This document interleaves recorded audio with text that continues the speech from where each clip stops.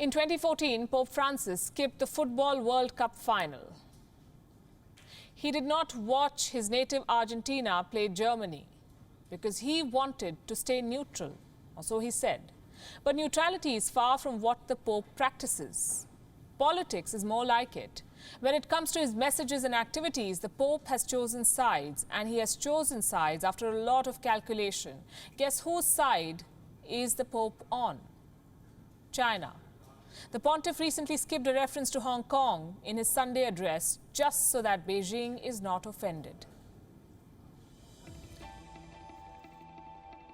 What does China have on Pope Francis?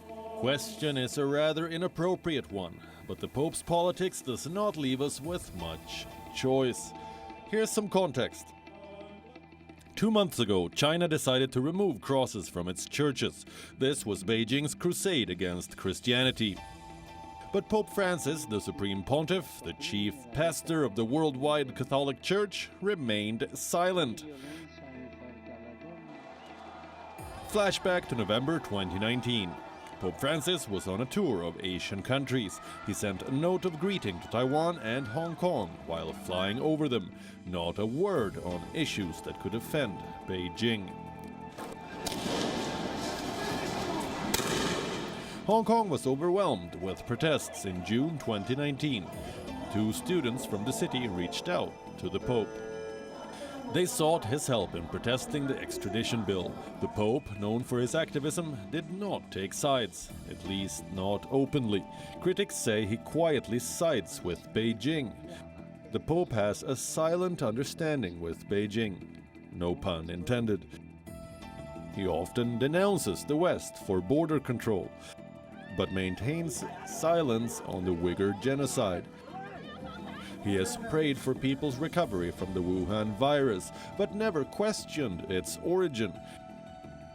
And now he's given new proof of his bias. Pope Francis edited Hong Kong from his Sunday address. The original transcript had a paragraph on the new security law and the Pope's concern for the city's religious freedom, but he chose to steer clear. He did not read it. So back to the question, what does China have on the Pope? Nothing. But China is an opportunity for Pope Francis to strike the biggest goal of his career by solving a 70-year-old crisis. Beijing and the Vatican have had a rather bumpy relationship. The Vatican supports Taiwan.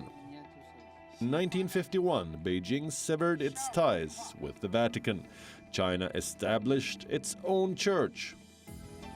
For decades now, the Catholics in China have been split between 2 churches, a state-controlled church with bishops selected by Beijing and an underground church which continues to be loyal to the Vatican.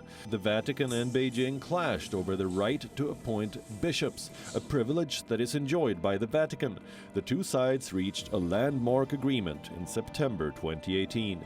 Beijing agreed to give the Vatican a final say, but China would keep the rights for vetting the pool of bishops.